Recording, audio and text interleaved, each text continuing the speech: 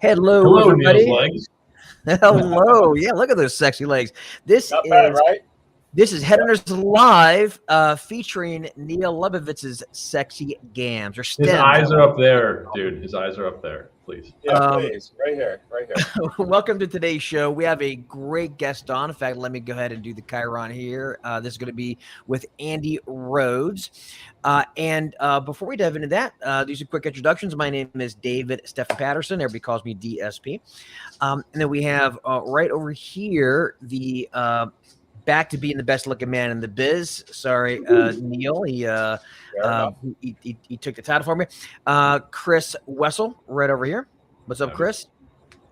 And then over here, we have the sexiest legs in the business. Yeah, it's like Sharon, what's her face? Neil Leatherwitz. What is up, Neil? No. What movie was that? That was Basic Instinct. Basic Instinct. Thank you. Yeah, Definitely don't want one of those on the show. No, I've made a commitment to never on a podcast show my vagina. Have you had to blur anyone on this? Do you have the blur ready in case we need to do that? We'll get that in post. Or like one of those smiley faces or something that you put over something. Right, exactly. We have a great show today. We have Andy Rhodes. He is an independent recruiter or search firm owner rather, and he actually owns a firm called High Altitude Recruiting. We're going to bring him on in just a moment to talk about his journey. But before we do so, I do want to get into a couple of quick promos. First off, let's start off with Back Office Staffing Solutions, also known as BOSS. Now, if you do need direct hire placement and you're tired of the ups and downs and the revenue roller coaster, you want to flatten your revenue or at least have more recurring revenue come into the business, and also to better serve your clients, then consider getting into contract staffing, or at least adding it to your product or your offer mix. Think about contract staffing. I've done it in the past, and I know from personal experience having to figure out the insurance requirements, which are pretty dang high for a lot of companies, the contract requirements, and just how the workers' comp reports and the quarterlies, that's all that. Yeah. Oh yeah, funding payroll is the worst. So anyway, if you want to get out of all of that, Back Office Staffing Solutions offers that sort of back office support for you. You'll find they have the best rates in the business, some of the best service in the business, best legs in the business. Thank you, Neil. And bottom line, they also have a really, really cool app. So you can actually brand it with your own colors, your own logo. So for your contractors, or your candidates and your clients, they see this branded app that they think is yours. Not really, it's Boss's, but they brand it for you. So anyway, to get started, go to backofficenow.com. Easy to use. If I can do it, any of you can. Yeah, you can. That's right. Very true. And if you want to get Neil's new book, it's the AI Guide. You can find it on Amazon, or you can also just download it directly on backofficenow.com/AI. Now, also, for those of you who don't know, I run a company called the Digital Headhunter, and we help deploy sales marketing systems for independent recruiters and search firm owners. Basically, we're talking about putting a really high-powered system in your business in 30 days or less that will help you 2 to 5 times your billings in 2026. So if you want to get in on that, go to realdsp.me/build. There's a video on that page, shows you exactly what we build, and why and how it works, with plenty of case studies and testimonials. I also have a guide called the AI Proof Recruiter. So what you should do is go read Neil's AI book and then read mine as well as a pair. Go to the digitalheadhunter.com/AI-proof. Where on Amazon can they get your book, David? Right here. That's where they can get it. I'm just kidding, guys. It is not on Amazon, but thank you, Neil, for bringing that up. Although, I will say anybody can get on Amazon nowadays. I was waiting for that. That's what you always say. All right, guys, let's bring on Andy, and let's rock and roll. Andy, we're going to bring you on, and here we go. Let's put you right there in the middle. Welcome. There it Hi. is. You know, guys, I have a podcast as well, and we have someone very similar to Neil who's like always in this like beautiful location, probably does none of the work to actually lift the podcast up. And yeah, my guy's named Mike, and we're going to record a pod, and I'm dealing with him being in London on vacation yet again. So, yeah. You know my pain, Andy. Always How did fun. you know that I don't do my anything and pain. rely on David? That's funny. All right, Andy. Well, thanks for being on the show. Great to have you. Yeah, so thanks for having me. for our audience, who are you and what do you do? Yeah, so I'm Andy. I'm based in Denver, Colorado. I started high altitude recruiting, hence the name, being at 6,000 feet. It's my hometown. And we are a retained search firm that supports two different industries that have nothing in common unless you travel on a plane with food. We do food and beverage and CPG, and then we have an aviation division that includes manufacturing, engineering, pilots, flight attendants, all of that for the private plane industry. Now, I Excellent. thought the name of your company was based upon the aviation. It was actually based upon Mile High City more than the So aviation. it was the Mile High City, and then we're like, well, we do have the aviation division, so we'll just, it was kind of Both. So it made sense on a couple different fronts. Yeah. Well, so you just started the firm here recently, probably within the last year and a half, 2 years, I believe. No, Just I basically at my year anniversary, the beginning of October. Oh wow. Okay. So how did that go? Because I know for a lot of recruiters out there, they're working for another firm, thinking about starting their own. Describe to us the process. What was it like actually going out on your own after having been with the firm for a while? And just add to it. I mean, last year in particular was a whopper of a year for a lot of people. So Dude, it was awful. I not going back too far, but I started off in like corporate HR, right? Mhm. Working in a role where every 3 months you got like a new HR division you supported. I just loved recruiting. And then was in a role where I was like, hey, I'm managing 40 requisitions for an healthcare company, basically hiring anyone from like a physician down to the janitor and everything in between for clinics and hospitals. And then I got recruited out of there, and I spent 10 years at an executive recruiting agency called iPeople Solutions, and really cut my teeth on the agency side where we were kind of industry agnostic. We pretty much did everything, and started off as like the entry-level executive recruiter, basically ended my tenure running operations. And the owner of that, and still my mentor today, had kind of said, hey, business is struggling. After COVID, we went from, I think, 8 full-time employees down to 3, and just said, I'm going to retire at the end of 2025. Let's figure out like an exit. And I had equity in the company and wasn't really interested in the purchase price that was being discussed. And so thankfully have a wife who's a chief of staff at a major 6 food and bev company that does a lot of M&A, and just said, walk away from it and start your own thing. Didn't know that was going to happen in one of the worst economic times for food and beverage and CPG. So, October of last year, we launched, and we actually got a ton of business out of the gate. I had a pretty strict non-compete, so it was all new business. And then, so I'm rocking and rolling in Q4. We went to a big aviation event in Vegas, October of last year, and we were doing $50,000 deal handshakes like on the carpet of the convention floor. We're like, this is amazing. And then, as Neil kind of pointed out, 2025 started and everything just kind of like stopped, Yeah. So we were going from, I was on Ben's podcast a few months back, and, we were going from crazy numbers your first 3 months to literally 0. It was insane. Mm. Now, I'm curious. So you have a flat fee model. Is that why you went to more of a flat fee, just so you can compete on price? Yeah. So about 3 months ago, I was doing the traditional like sales, right? And I got reached out to by a company, private equity portfolio manager, and she said, hey, I know who you are because I invest in companies you've worked with your old company. We have 2 searches we need to conduct, and we've got about $20,000 in budget. Like, no one's touching us. And I said, I'll do them. I'm like, I got nothing I'm working on right now, so let's do it. And we closed one of the roles in a week. The other one took about 4.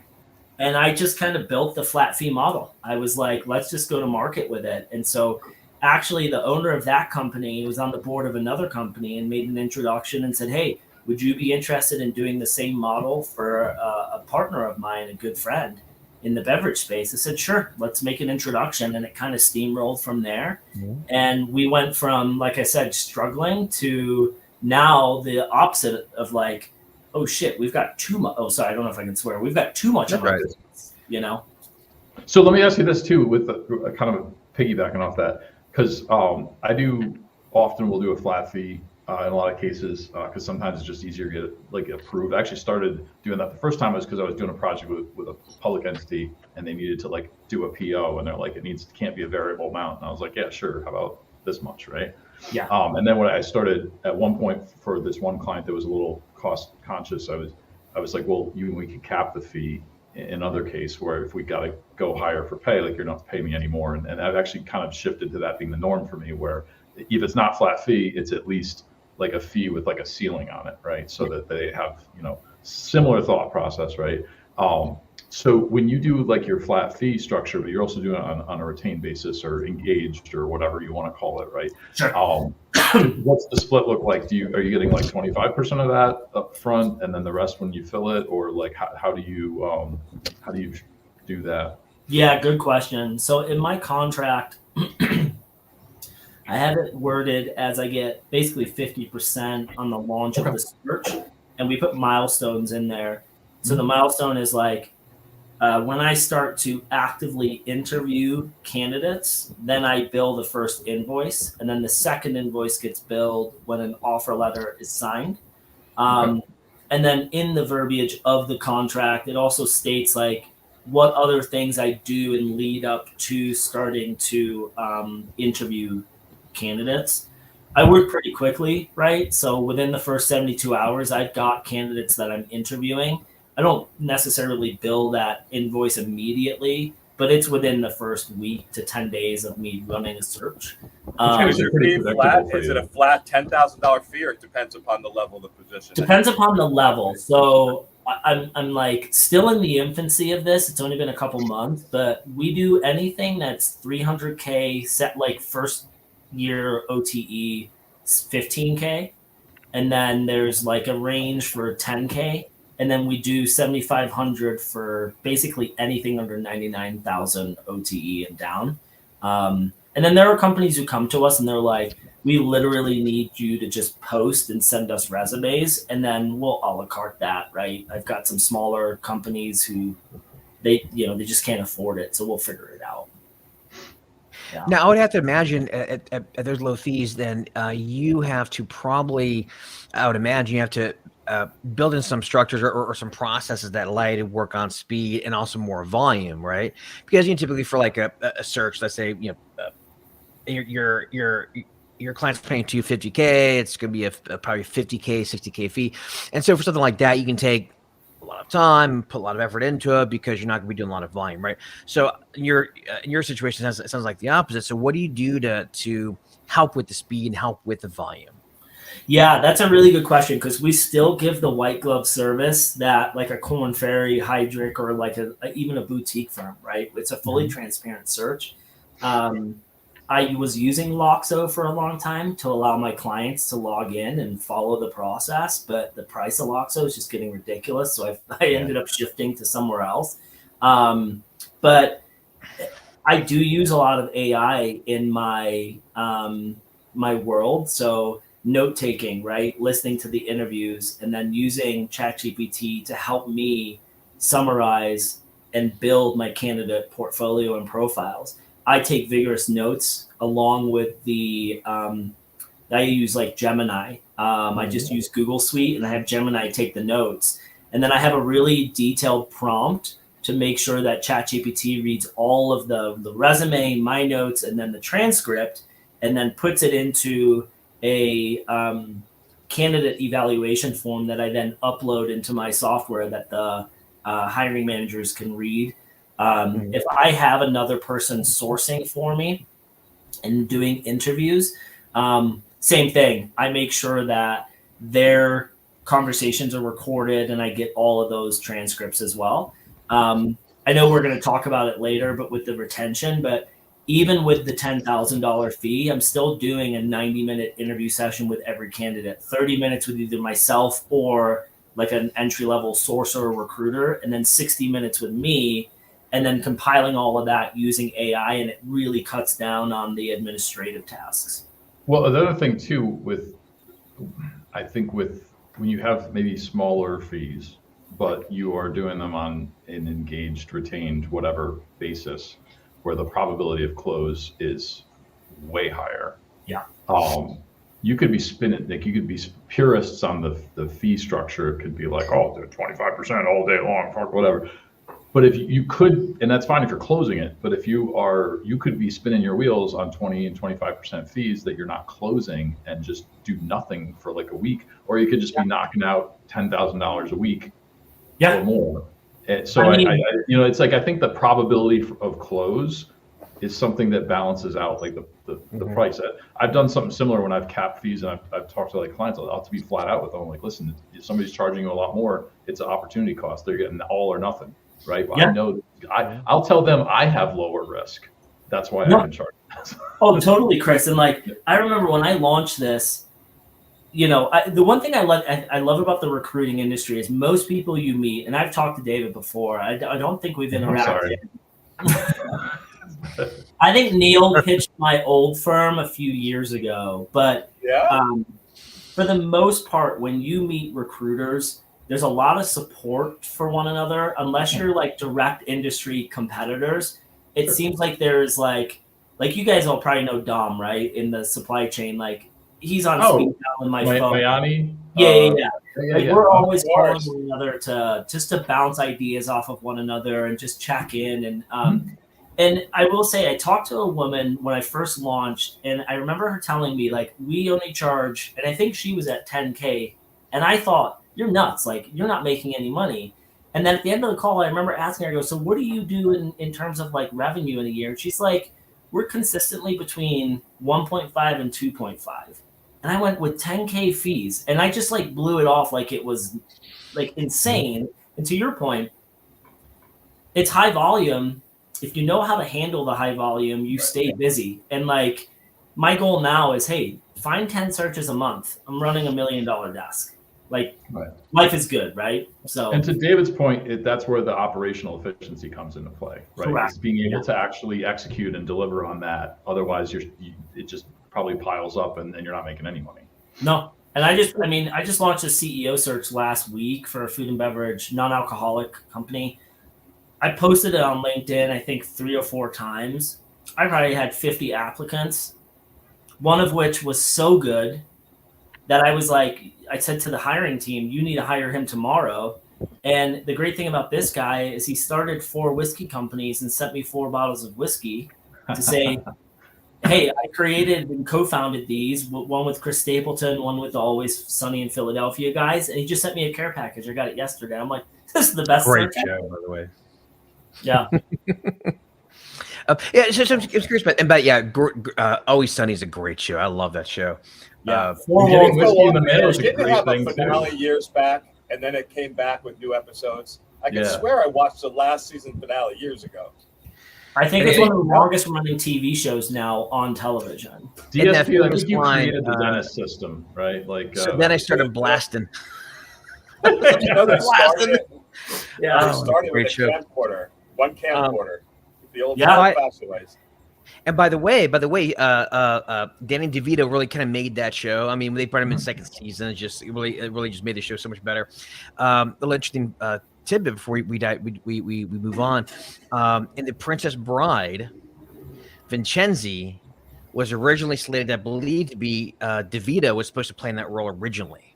Really? Could you imagine The Princess Bride with Danny DeVito as Vincenzi? Who was Vincenzi in Princess Bride? I forget his name. The guy was like inconceivable. That guy. Oh, inconceivable. Yeah, Wallace Shawn. Inconceivable. His character. His character.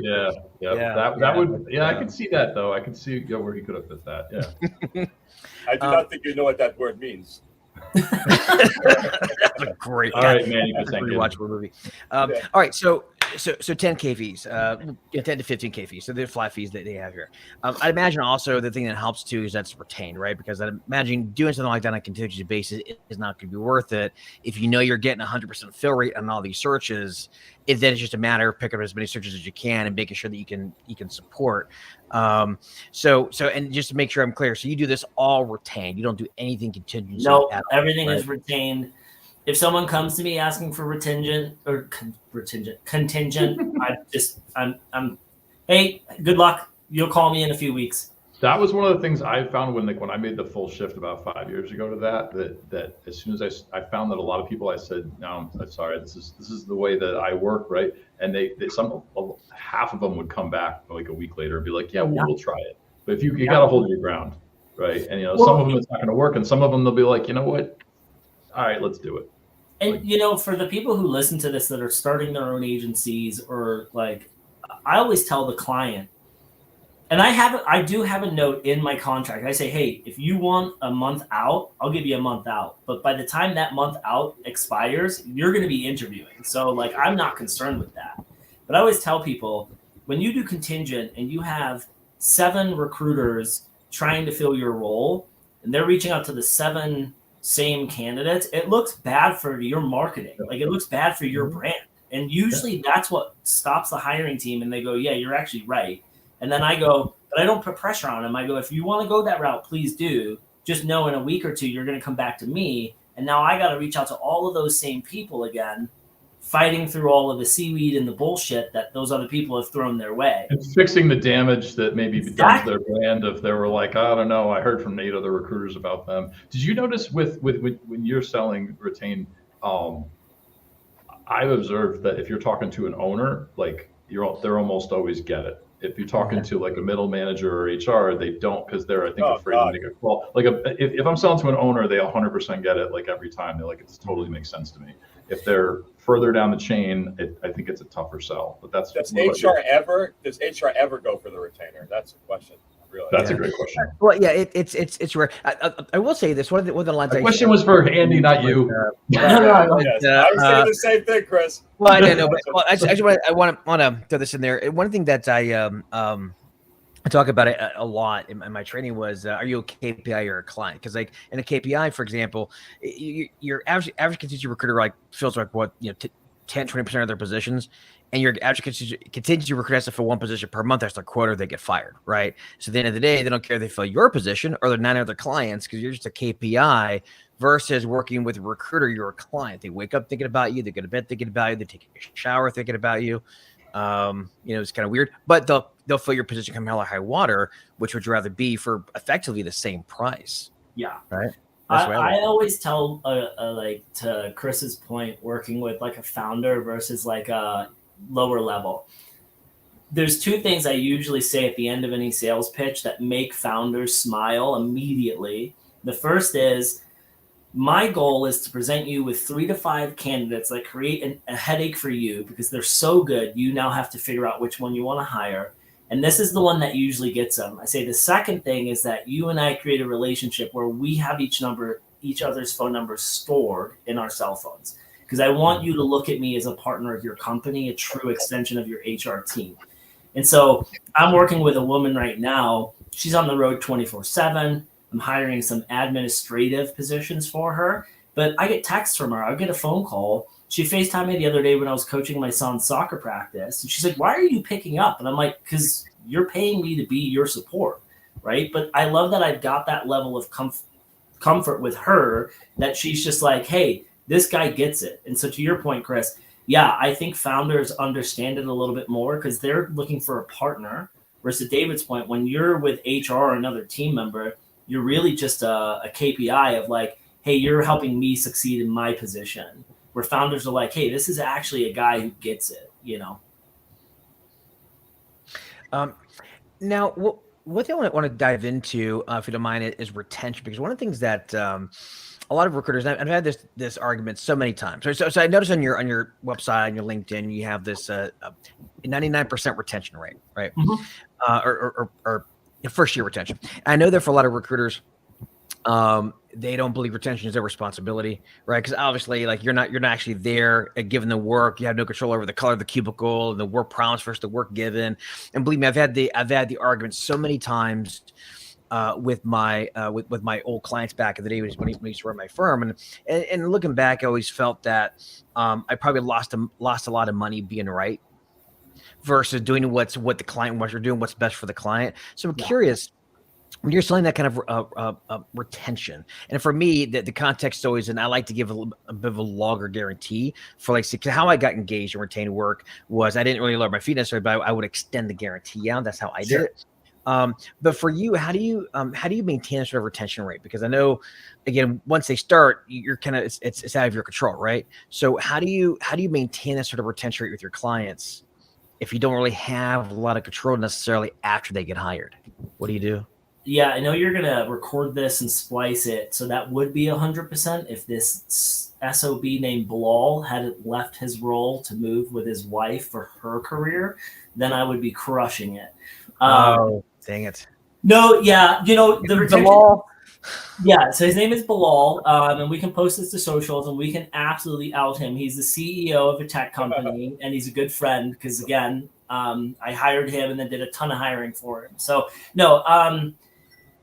It's all in the, for me, and maybe I just have luck, but for me, it's all in the interview process. So as I said, I usually take 90 minutes with a candidate. And so ultimately the first 30 minutes is really not an interview. It's a conversation, me discussing what they like to do outside of work, like what gets you ticking. Like this morning I was talking to a guy, CEO candidate, who was we talked about his son's baseball. We talked about his college basketball days. Like it was just a conversation.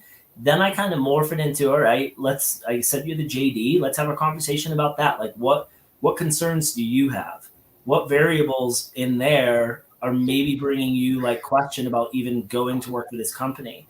And then a massive question people don't ask, hey, did you talk to your spouse about this, your partner? Like, what are they thinking if it's a relocation, right? And so that first 30 minutes is really more of like a cultural, hey, any issues? And then the follow-up 60 minutes is the deep dive, the behavioral, the questions coming off of tell me about a time, all that. And then when I build the profile, I can then go to the client and say, here's why I think this person is going to be a good culture fit before being able to do the job, right? Also, sorry, go ahead. Well, I was going to say, Tulsa, the way you have that flow too is helpful because you could cut the call short. If you're 15 minutes in and you're poking some holes, like, you sure this is something you want to do? And is this really going to work? And And if it feels like they're like, maybe you're right. And you're like, that's okay. I'll call you about some other stuff that pops up. And then you can just kill that other 60 minutes and you can both move on. Oh, absolutely. This morning I talked to a guy who literally took the call because he's about to get laid off from Pepsi. And I'm like, this role is way below where you're at. And I think most recruiters would go, hold on a second, this guy is better than what we need, has more experience. And I look at it as, no, you're a flight risk because you're taking a job to get paid if you're going to get laid off. And then a year from now, I'm probably going to have to redo the search. So my brain is very wired to what's the longevity of this candidate.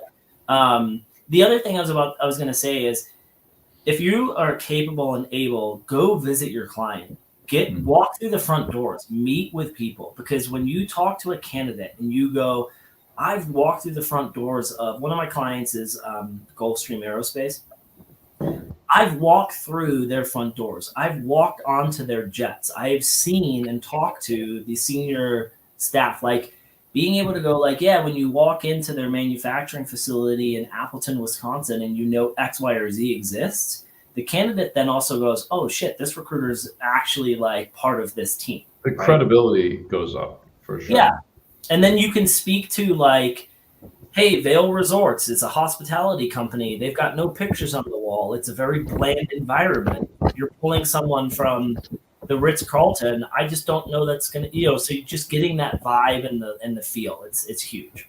And the credibility with the fact that a lot of candidates, especially more senior ones, are sensitive to the fact that sometimes recruiters have a limited or no relationship with the company that they're trying to pitch because maybe they're trying to work it backwards or whatever, and they know they can sniff that out. But if you're talking in that level of detail, they're like, okay, there's probably a real relationship. This recruiter can actually help me get this, and then they want to work with you, and they don't want to go around you, or they don't want to like blow you up. Like now they're like, oh, like this Andy guy can help me get from A to B, right? Mhm. And one of the biggest questions I ask every hiring manager, and I don't think I learned this from my old boss, is, hey, when we write this job description, like truly tell me what's the shit behind the JD. Like give me the full, because I worked on something a few months back, and I told the guy, I said, you were literally walking into a cluster. Like just be, and like painting that picture, you're going to get a sense from a high level candidate. It was a president role, CEO was kind of micromanager, but it ruled out a lot of people very quickly. And then the couple that I actually presented, they had worked in those environments. They knew how to deal, right? And they were excited for that challenge. Tell people about the shitstorm they're going to walk into to begin with.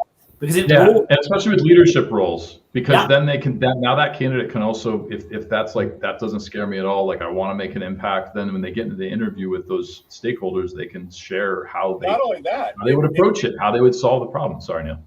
No worries. If you don't bring it up, then the downside is they make their own opinions. They go in, and it becomes a deal breaker. So they go and say it's a cluster, as opposed to you saying it first, right? And then you set that expectation. And then when they see it's a cluster, it's what you said it was. There's no surprise. Yeah.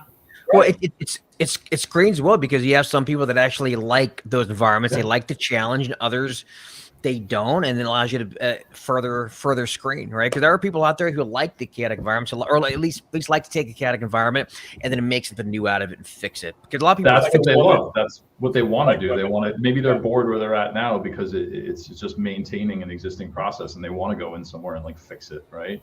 Yeah. A question about like just taking a step back in the process, like looking this operationally. So you have a 90-minute conversation with candidates, and you must have, several of those a week, and that takes a lot of time, right? So the precursor to that, like your sourcing must be pretty like cherry picking, right? Like you're not shotgunning, you're not mass emailing, because in order to actually have those 90-minute calls be like useful, fruitful ones, like there has to be a pretty fine-tuned sourcing going on. What's that look like? Yeah, so I'm using LinkedIn Recruiter. I don't know that I'm going to re-up that. I might go to Juicebox. So maybe offline if you guys have opinions on that or something else. I've got there's a good Juicebox thread that's been going on in Herc, and a lot of good feedback. So yeah. Yeah, if you can share that with me, I'd love to read through it. So my sourcing is, I hate saying this, but like network is huge, right? So me posting, me going after certain specific individuals, those relationships of, reaching out to the CEO of 5 companies and saying, hey, here's the JD, like who do you know who's ready to take this jump in your network? Headhunting very specifically, not going to the masses. There are certain roles where it's like, okay, this is going to be 700 reach out. I've got a guy here in Denver. I won't share his name because I don't think he'll want to be known that he still does this. He's in like a major country band that he's the drummer, and he travels with them. Like that's his full-time gig. He probably never has to work. He and I grew up in the HR world together. I could literally give him a job description and he sources for me because he misses it, right?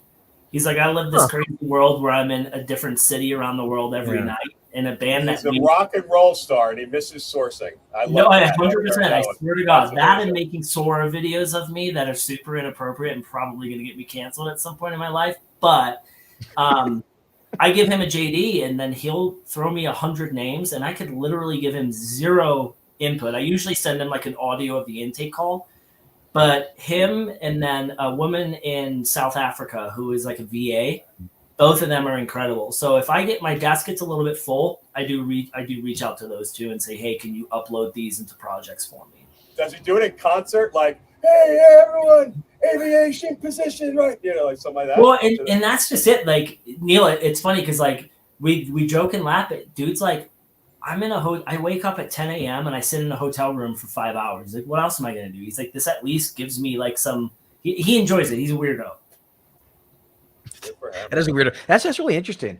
All right. So let's move on. Let's talk about getting business, because obviously obviously you're not going to have a second career as an Uber driver because I know you've got that on your LinkedIn. You have that 2-star Uber rating from your son. So I'd love The to hear rating about went down. The rating went down. the rating. What happened? Why such a You low know Uber what? rating? I'm not embarrassed to share that I grew up in the 90s and my son is not a fan of 90s boy bands, you know? And so when my wife and I are having a boy band sing along in the car, he doesn't appreciate good music. Well, no, my kid, because He doesn't want it that way? they had some songs like Bye Bye Bye, etc., and like Deadpool soundtrack. He like thinks That he likes. That's the one he's like Bye Bye Bye, and I'm like, yeah, that's in sync. But well, yeah, but it was in Deadpool, so like it's cool. Yeah, no, he loves that because of Deadpool. Yeah. And I'm like, but this is the same band, and he's like, no. It's a good song. You know, the older I get, the more I can appreciate it. You know, back in the 90s, I used to roll my eyes at those bands because I was into like, you know, Creed, you know, just rock. People didn't roll their eyes at Creed. Yeah, well, not Creed, but like I like the boy bands, right? Oh. Like I like Creed's great, right? But I like rock and roll, and so you always kind of roll your eyes at the boy bands. So why do you like Creed now? Well, the Creed's great, man. You don't like rock and roll though. But I will say, for the boy bands, like it's nostalgic, and they do hold up. Like some of the songs really hold up. I gotta say. I'm gonna show you something. Back when our son was born, we had this like, sorry, I'm gonna go off track, but you're gonna like this. We had this thing where you had to like, friends would write notes to your kid, right? Mm-hmm. And it would and then like my wife built this like balloon thing. So my buddy Britt's kind of funny. He wrote this. I don't know if you can see it. It says, "Nickelback is awesome. Love Britt." And right now, my son is on a Nickelback kick because he's a big hockey player, and I guess you know they're just massive in the hockey community. So I took this one off the board, and I got to message my buddy Britt and be like, "Dude, my son's becoming a Nickelback fan. You called this before he was even born." So wow, and talk about some bad luck that Nickelback had. I mean, just randomly they became like the laughing stock, which is crazy because they actually had some good tunes. They did. If you were a '90s, early 2000s kid, like they were on the radio 24/7. Yeah. But Chris, never diss Creed or Heroes in this house. I'm telling you, Creed can do no wrong. All right. So, but what I want to talk about, how do you go out there and get business, right? So a lot of recruiters out there want to see if you have any good tips for them going out there and getting new business in the new year. Obviously, I think probably a big piece of your differentiator, I would imagine, is going to be the price, right? But beyond that, because obviously we don't just sell on price, just selling things like quality, et cetera. How do you go out there and get new business? What's your method? Yeah, so we do a lot of automation. We do a ton of email campaigns, right? Like we got set up with I don't even want to share his name because he's such a shitty business person, but gentleman in England who's now in Dubai. You probably all got pitched by Harry. But like setting up the email. Oh, you're talking about. Yeah.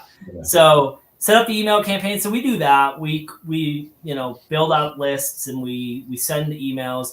We try, and then we do Dripify campaigns. I think the big thing for me is I try not to sell. I try to serve. So being so embedded within the food and beverage and CPG space, I'm usually connecting with founders and C-suites and HR folk with what am I seeing in the market, right? And how can we support that? I remember, David, when you and I first spoke many years ago, it was like NPC and my old firm were like, we're not doing that. And now if I place an amazing plant manager and I've got, 3 to 5 amazing candidates, like I'll NPC them, and I won't do it in a salesy way. I'll just be like, hey, this person's phenomenal. Couldn't land them in this role for X, Y, or Z reason. If you need someone in the future, reach out to them. And I put in there, this is a goodwill email. I'm not pitching you. I'm not trying to get a fee out of it. And usually I get a call with, I don't need that, but I need this. And that's when I then go in and pitch, right? What do you mean you're not getting a fee out of it? You would NPC I'll literally send a plant manager. I just did it yesterday. Guy finished runner-up. Sent it to 2 companies I worked with in the past, and I just said to the 2 hiring managers, here's a plant manager who's seeking work. Here's his background. I sent them the candidate evaluation with the old company, like their competitor's logo on it. I sent him the resume and my notes. I said, here's everything. I didn't even change anything. Just if you like this person, they made the mistake not to hire them, go for it. And I just say, I don't want to see a percentage fee. I don't want to see a markup. Interview them, take them. And that usually opens the door with, I don't need that. I need this. How can you help me there? What's interesting there is you already got paid for that work. Uh-huh. So you're viewing this isn't someone that you went, sought out, did a whole intake on, and now you're trying to pitch it and you need to monetize it. Like in this case, like, you know, you already got paid for those efforts on the other search. So you're like, I can take this risk. It's a long-term play for sure, because I also do this. It's a trust builder. Yeah. And I let the candidate know, like, hey, you didn't get the role at XYZ, but I know some other people. Are you comfortable with me on your behalf sending out an email and then letting them follow up? I can't tell you throughout my like tenure how often that comes back to who helped me, who had my back, whether or not they get placed or not. Who do you think that plant manager is going to think of when he needs to hire someone? And he thinks, who had my back, right? I had a guy weird story, but when the Israel got invaded back in like a couple years ago, there was a gentleman who was married to an American. They were living there with 2 young kids, and he wanted to move. They wanted to get back stateside. So he was like, hey, can you help get my resume ready for like US companies? We had met through like a friend of mine who was Jewish, who was just like, hey, can you help this guy? I sat with him for an hour, helped him like retool his resume to be more American. And then he sent me a thank you email. And then 6 months later, I get a call from a company based in Israel. Hey, we have 5 roles open in the US heading into 2026. Our head of operations said, do not talk to any other recruiter. This is our guy. That gentleman is who got placed as their head of ops because I helped him with his resume. Right. So it's just like these little things I kind of try to do to put goodwill out into the universe, and hopefully it comes back with a lot of Dripify email campaigns and then other networking, getting out in the field, going to networking events, shaking hands, kissing babies. Was it kissing hands and shaking babies? But which, by the way, I just learned that babies are not dishwasher safe. They're not. But what I will tell you, coaching an 8-year-old soccer team, you can shake them. They're shakeable. So, yeah, but they enjoy it. Yeah, but about NPC. So funny enough, for folks listening out there that crap on NPCs, I used to do the same thing for years. When I first got into search, I never once did an NPC my entire career up through to probably about 2014, and then started doing NPCs. And because I always thought, like, what are the odds of I was an SAP, so it's IT. So like, what are the odds that they need this particular sort of person with this sort of technology or tech stack or whatever it happens to be? Like it's like shooting darts. Like, what are the odds? And I started doing it, and then same thing. Like most of the time they would say, well, we don't need something like this, but we do need one of these. Find me one of those, right? And it's also I found my reply rates went up, right? Because I'm selling something in hand. It's not like I'm selling this nebulous service. I'm actually selling something like solid, like an actual person, versus saying, hey, I can find you the best person. And everybody says the same thing. And I wish I hadn't slept on it for so many years. NPCs are great. I love it. I think too, sorry to interrupt. I think too, like a lot of recruiters do it, right? And there's no right or wrong way to do it. I mean, if it works for you, it works. Yeah. My approach is, most people NPC, they take away all of the information, right? Because they want to get paid. I do the complete opposite. Maybe I'm a moron. I'm like, if you want to talk, go talk to them. Like, take all the information, take their email, I give them the full packet. I'm like, just go. Because if they hire that person, they'll think of me again, right? And like I said, 9 times out of 10, they're not looking for that right away. So they think of me for something else. So I'm just, I don't know. Maybe some people got hired and I didn't get paid and I should have. But at the end of the day, like, they're going to come back to me at some point. I fully believe that. Well, there's a lot to be said about putting good things out there. I mean, karma is a real thing, even though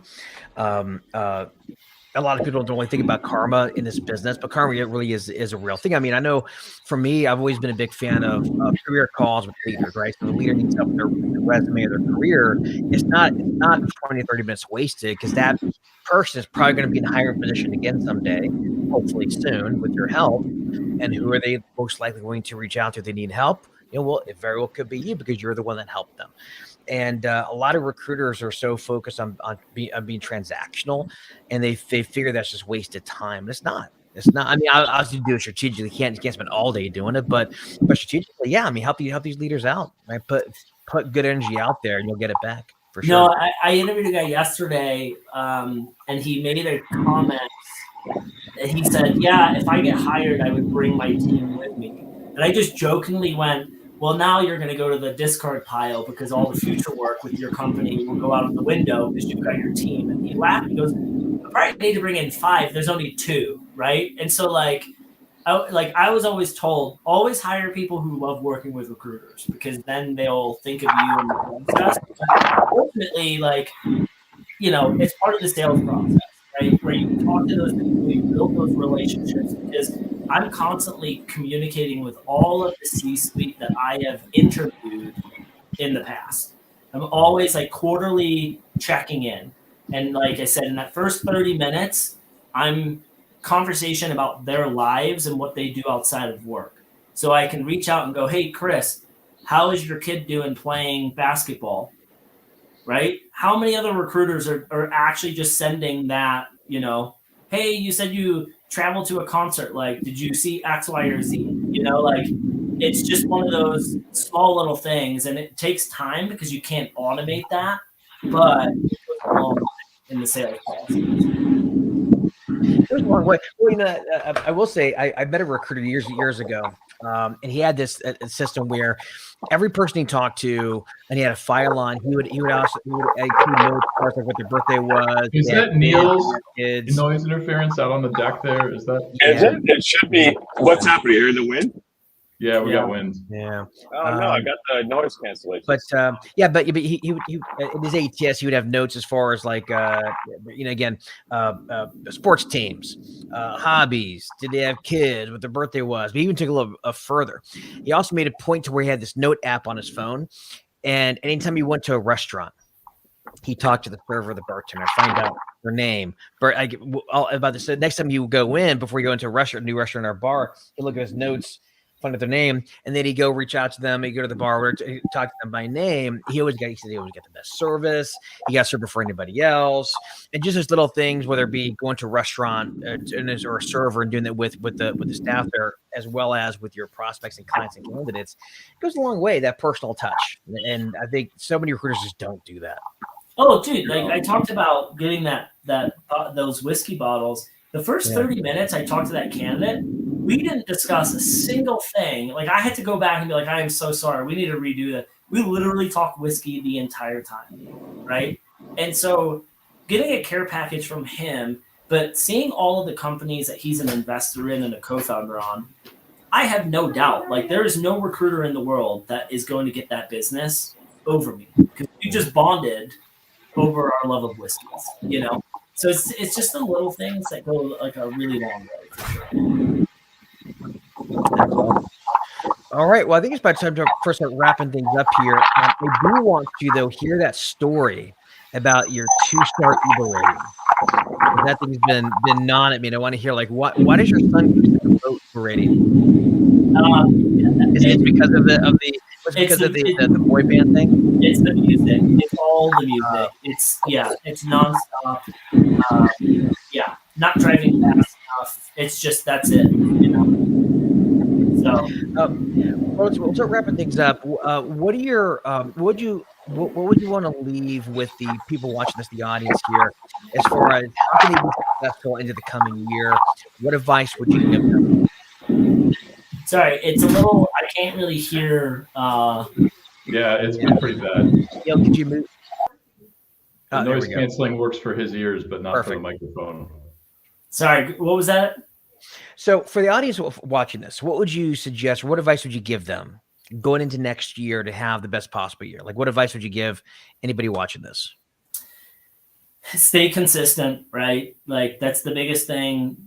Stay consistent and don't be afraid to niche into an industry and then morph your business to match the needs of that industry. Like I've worked in food and beverage and CPG for 10 years. My dad's been on the aviation side for 25, right? Like we have morphed into that niche and we've stayed consistent with how we reach out. I very much follow the methodology of offer something like Alex Ramosi, right? From his book, like offer something too good for someone to say no to, like make them feel idiotic to say no, And I literally just stole a client from another recruiting agency here in Denver because of our pricing model. And I know I'm going to better their service. And now I'm like licking my lips at, hey, that recruiting agency posts all of their clients on their website. So who's going to go hunt all of those people and turn around and go, I'm better, I'm faster, I'm cheaper, and I've got the social proof because I've got the testimonial from a couple clients who have stolen from this, recruiting agency. It is what it is, but I would just say stay consistent. Excellent. Well, Andy, thank you very much for being on. It was a real pleasure, man. Yeah, no, thank you so much. And I've been listening to a couple of your episodes throughout the year, so I'm glad that I got to come on. And we got a listener. All right. We get a listester. One of our dozen. It's not just your parents. I'm there too. You're one of the literally tens. Yeah, my dad died 2 weeks ago, so we're down one, which is significant. I know, it's safe to say. Well, if you want to connect with Andy, go to his LinkedIn. It's linkedin.com/IN/Andy Rhodes. And it's spelled just like roads are spelled, ROADS. All right, Andy. Well, thank you for being on.